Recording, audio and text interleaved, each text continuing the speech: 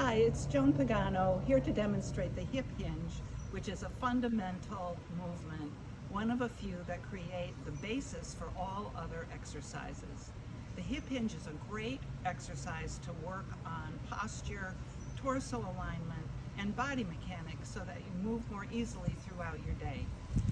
First, take a standing position with your legs parallel, slightly wider than hip width apart.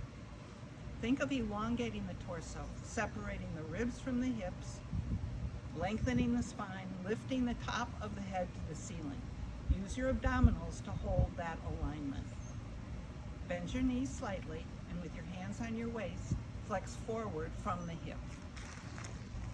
Keep your spine straight. This is working the muscles of the posterior chain or your backside, your spinal muscles, your glutes, and your hamstrings. Here it is from the side, head and neck in alignment with the spine, soft bend at the knees. Once more, this movement varies from a squat where you reach back with your hips, keeping your torso aligned, and bend your knees. The squat involves quadriceps, where the hip hinge involves the hamstrings in the back of the legs. For more tips and resources, please visit my website, joanpaganofitness.com.